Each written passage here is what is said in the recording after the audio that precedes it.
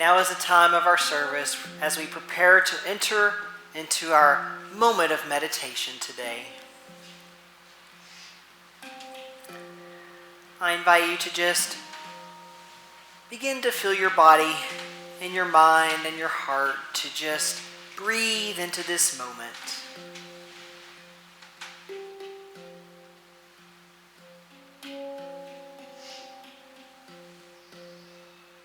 Just gently allowing your eyes to close or your gaze to soften.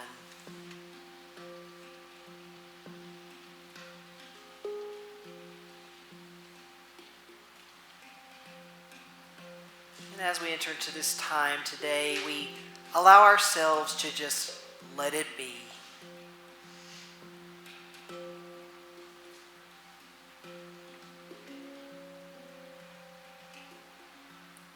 Just both allowing and feeling the divine speaking words of wisdom.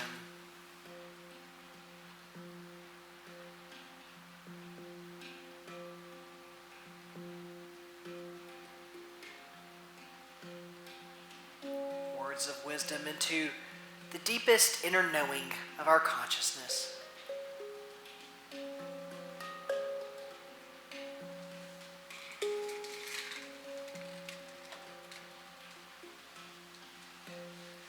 Those words that whisper, let it be, let it be.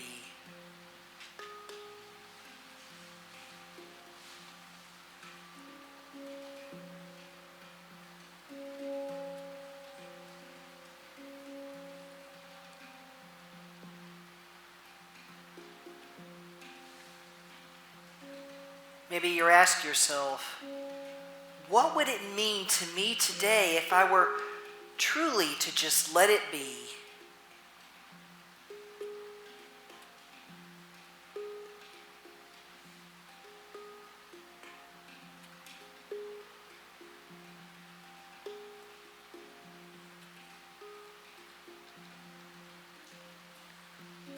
Would it be to just allow yourself to be who you are?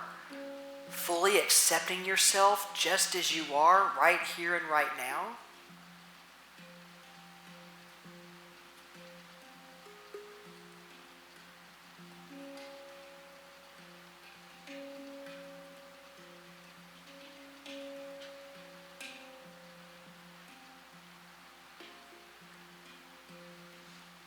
Would it be allowing yourself to just be present in this very moment?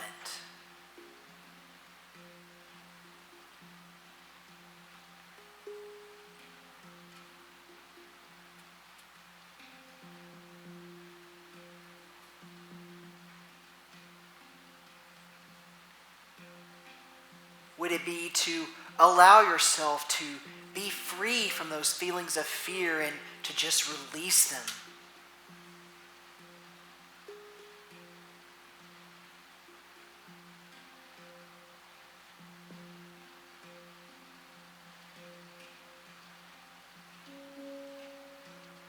Or would it possibly be to just sit here in this moment and just allow yourself to feel that connection to the God within?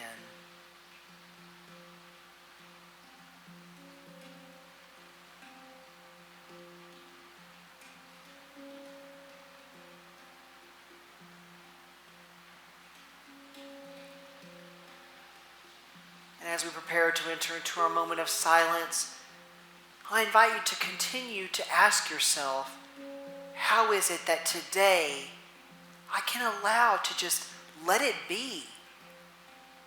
To just rest in the stillness of this moment and to just let it be as we enter into our moment of silence.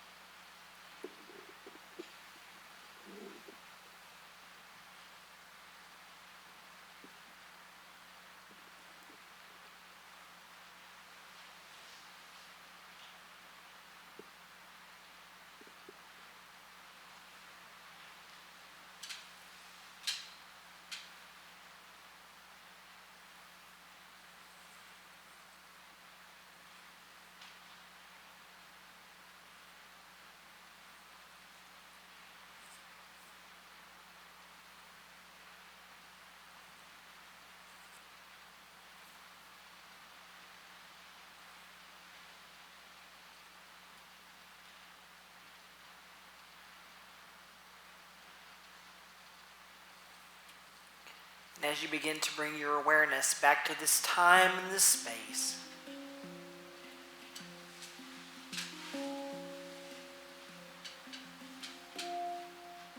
know that within you, you have this private sanctuary.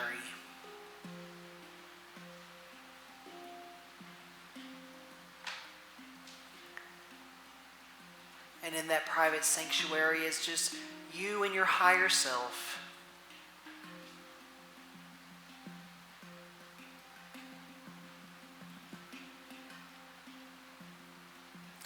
And in this sanctuary, you are always free to just let it be. And however that shows up for you.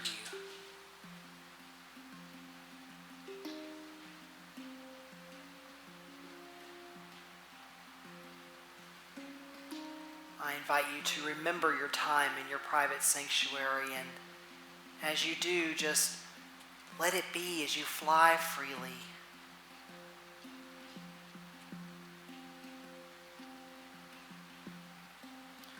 Free from fear,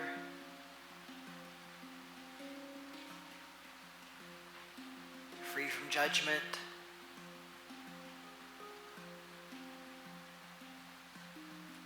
free from anything that pulls you from this present moment.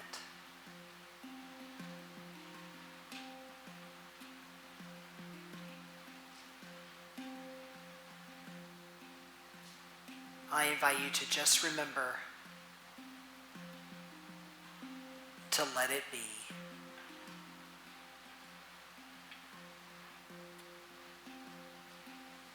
Namaste.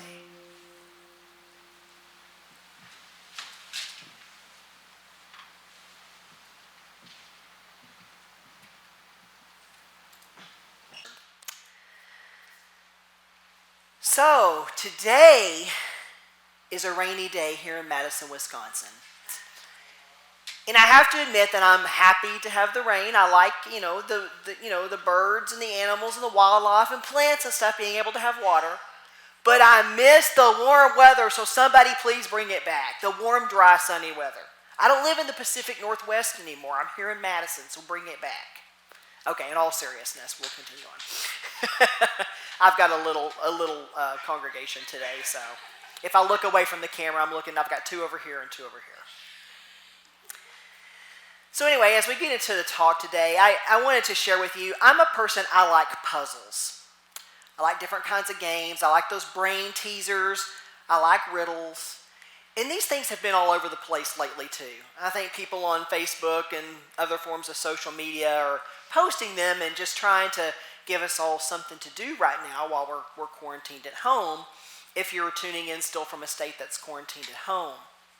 But or that dress thing. What was that thing on the internet? Is the dress blue or is it white? I looked at that thing, I was like, how can anybody see a freaking white dress or whatever? Because I saw blue and gold or whatever it was. Can't remember what it was at the time, but I saw one color very clearly. So I couldn't understand how somebody else saw a different color very clearly. Or there was that name thing where it would play like a recording of a name and ask which name you heard. Mindy heard a completely different name than I did. And I'm like, how could you not hear the name that I hear? But I like these riddles. I like them because A, they give my brain a good workout, and B, they sometimes just really blow my mind, like the name thing. How can you hear one thing when I hear the other?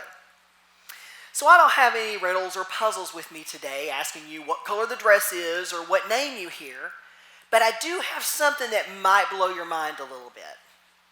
So I want to ask you a question. Are you ready to have your mind blown? Okay, I'm getting some affirmative here at the church, so I'm going to assume I'm getting affirmative out there online too. So let's just go with it. What if I told you that you are not who you think you are? What if I told you that you're neither male nor female? That you're not tall, short, or somewhere in between? That you don't ever win or lose? No matter what game you play, you don't ever win or lose. That you're not a writer, or a salesperson, or a life coach, or a musician, or whatever else career title you've often used to identify yourself. What if I told you that none of us are more than likely anything close to what we've always believed to be true about ourselves? For to be any of those things that I mentioned, it would require you to stand out there on your own, to be separate from one another. Something which is absolutely not true. Why then do we so often believe ourselves to be separate?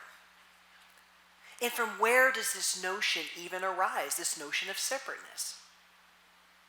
And it comes from something you've more than likely been familiar with if you've studied unity principles or tools or anything very similar before. And it's called, I bet you're going to know what it is, the ego.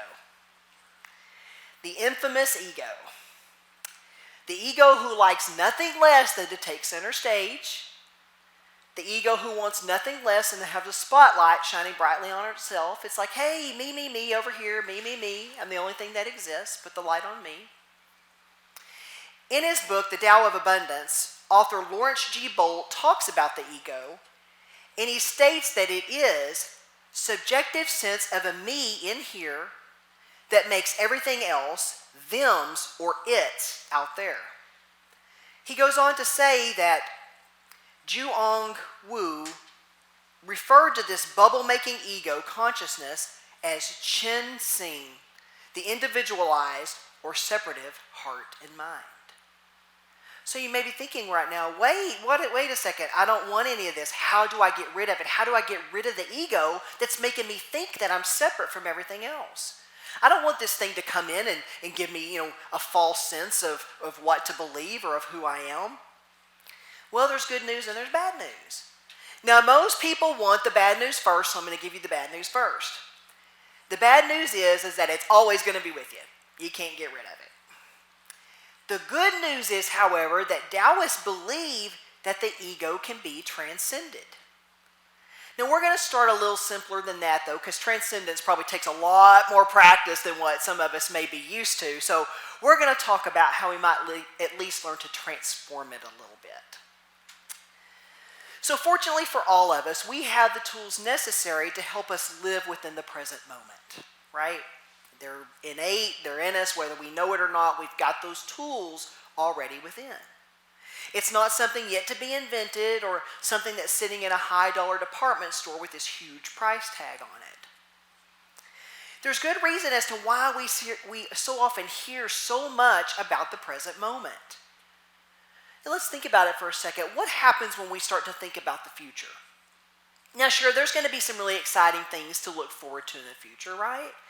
We've got this up-and-coming vacation time, time away from work, time with family and friends, that new car we're picking up tomorrow. Whatever, there are some good things that are probably up and coming that we can think about in the future, at any given time. Sometimes, though, it can start to get a little out of control when we place too much thought in the future. You're preparing to head out the door on your cruise, and you're like, oh no, I hope I brought enough clothes. I hope I've got enough sunscreen. Then there's the pet care, the child care that needs to be taken care of if you're going without your kids. Or we've got that new job up and coming that we've been excited about, and we start to think, oh, I hope my new manager likes me. What about my coworkers? I hope they like me. Oh no, what if they don't? There aren't many other jobs out there that I think I would like as much as I'm going to like this one. What if I get fired and then I can't eat? But you start to see where I'm going with this. Those types of thoughts are not likely going to happen when we're present to the right here and the right now.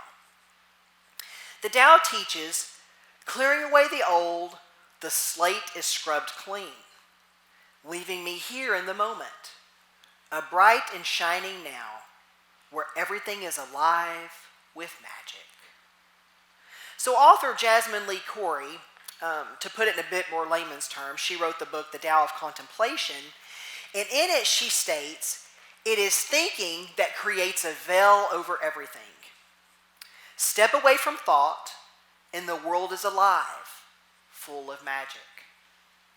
So remember also in Luke 17:21, Jesus told us, nor will they say, see here or see there, for indeed the kingdom of God is within you. He was telling us where to find the magic. Now this can be frightening for some of us because it puts the onus back on us. We're like, wait a second, there's no magic out there in the future moment. The magic's within me. It is. And that's what I think Jesus was telling us in that verse. And that's what I think the Tao is trying to teach us. Now, we live from the ego a good majority of the time. We do this with our likes and our dislikes, our attitudes, our adjustments, our idiosyncrasies. But remember, the good news is that we can transform the ego. We have to just learn to work beyond some of those things that cause us pain as we do. And we can, of course, do this in different various ways. We can do it through energy work, different courses or groups or life coaches, therapists. We can do these things because we often need healing to be able to start to transcend the ego or to transform the ego. Another way we can do it is through journeys of self-actualization and self-realization.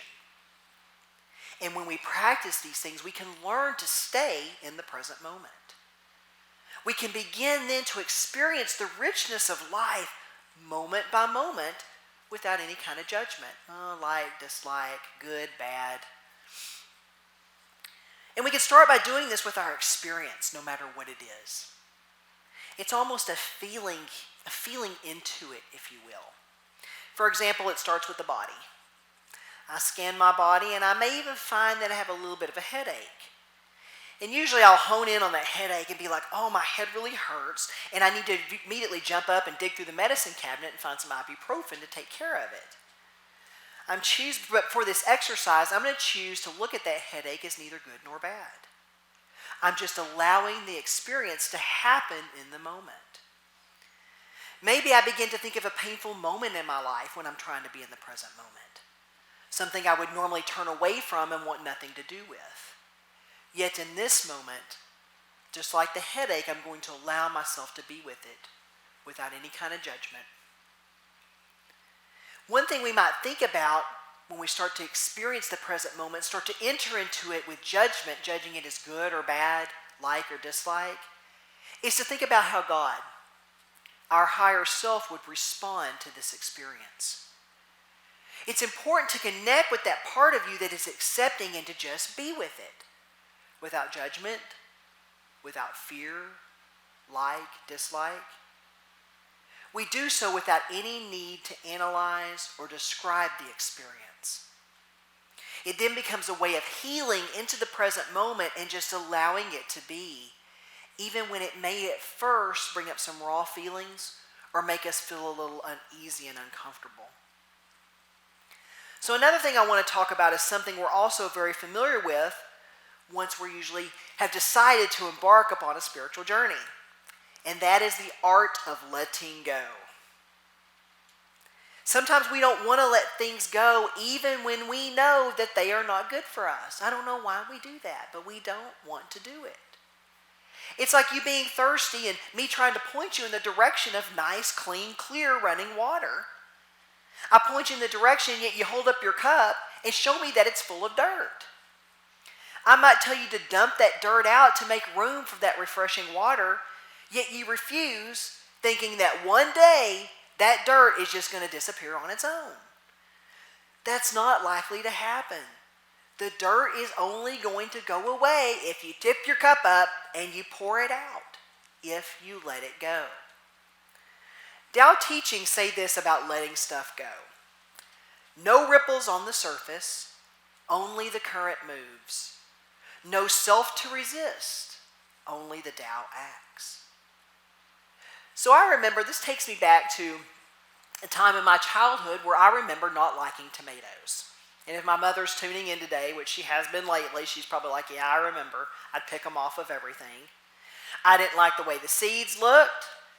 I didn't like the way they smelled. Now, mind you, I had never actually tasted a tomato. I just knew I wouldn't like it, as a lot of kids do. Oh, that doesn't look good. I don't want to eat that. I had this preconceived notion that I didn't like tomatoes and just knew that to be true, even though I had never tried one. So finally as an adult, I decided I was going to take a bite of tomato. And I found that I loved tomatoes. I thought about the years I had missed out on not eating these luscious tomatoes because my parents had them all the time. Now, the author of our book, Jasmine Lee Corey, states, when we let go of our preconceptions and ideas, we experience how things actually are. So what if, just for a moment, we go back to the Tao and we simply allow the current to move? Miss Corey tells us that when we really align with the flow of the Tao, we put ourselves in the service of what is sometimes referred to as universal will. She goes on to say, in other words, we discover God's will when we look deeply into our own hearts. And what does God's will even mean? Will, according to Charles Fillmore, refers to the avenue through which the I am expresses its potentiality. So when we release and allow ourselves to align with the flow of the Tao and the flow of life, we tap into that potentiality and we find that it is completely limitless. And in that unlimited potentiality, we can ask ourselves some questions. What does the God within or the Tao want from me? How do I know what this is? How do I feel? And we'll find the answers so often arrive when we just surrender, when we just practice the art of letting go. Also when we allow them to, when we allow the answers to come, when we simply let go. Now remember earlier I asked you some questions. It was part of the riddle. Questions that allude to the possibility that perhaps we are not what we've always thought we are. Miss Corey states, spiritual teachings often tell us that the self we usually identify with is not ultimately real. Liberation comes when we see through the illusion. So it's almost as if the self dissolves. Talk about a riddle. That'll really blow your mind, huh? The self dissolves? What are you talking about? The Tao says, letting go of images, the pattern disappears. Self-dissolving into no self, we lose nothing that's real. Now, of course, I'm not sitting here, or I'm not saying that we aren't actual beings sitting here. We're not actual beings tuning into this today, or that our experiences that we have are all illusion. Miss Corey tells us the self is a constellation of mental images, feelings, and body sensations woven into a unified experience we perceive as real and substantial. We say, I am this person in this body with a particular history, a continuity of memory, a sense of volition, and an inner feeling of me. But this is the part of us that we physically see, right? What about the part of us that we don't experience in the same way? The part that we don't experience that's more in a spiritual sense.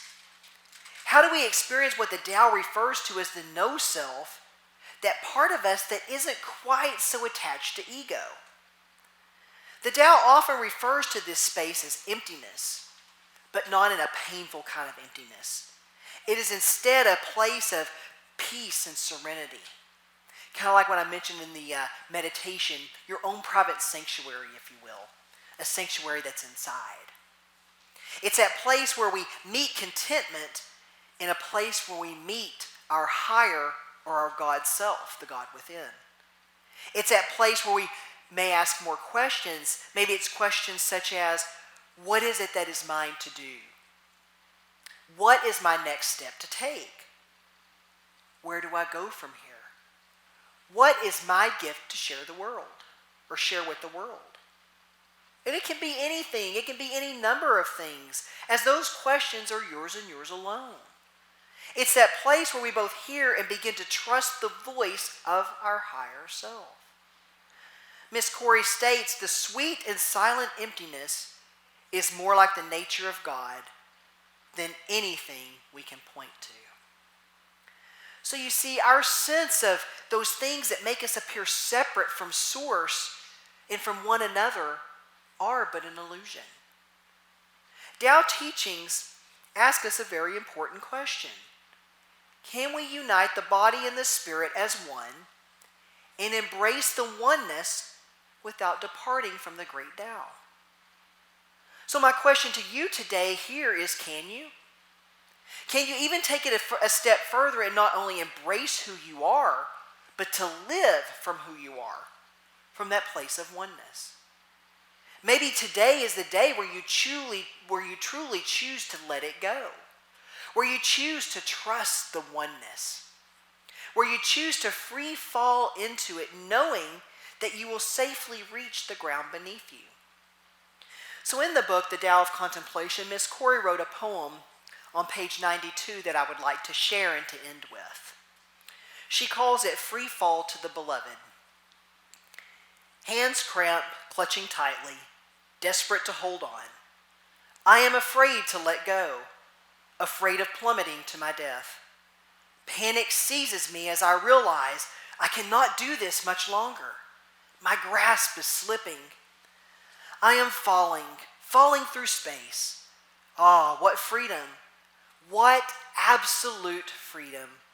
There is no drag, nothing to hold me back. The farther I fall, the faster I fall, dizzy with the pleasure. It is over now, the ground safely beneath me. A holy, loving ground that would never let me be hurt. The beloved was watching all along, eager for the fall, so that I could know those loving arms here from the beginning. Free fall to the beloved. Why wait? Namaste.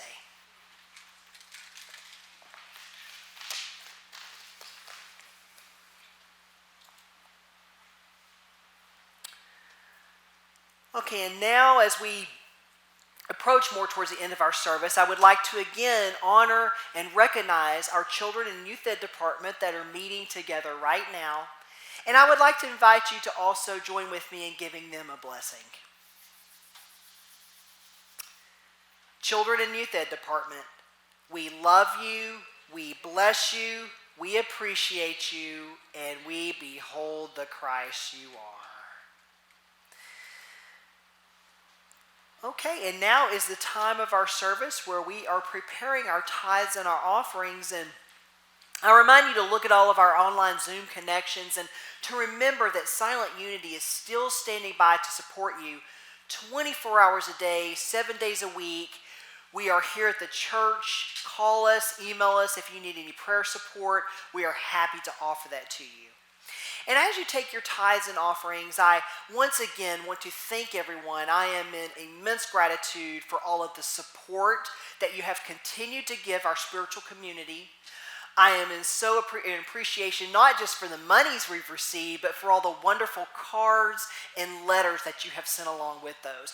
Those have been wonderful for me to read throughout the week, and I've kept all of them in a stack, and I would like to post them up here, but I just really appreciate all of those that have kept me going through the week, and Jonathan has enjoyed reading those too. And I thank you so much for your donations, and I ask that you continue to do so because we are still very much here.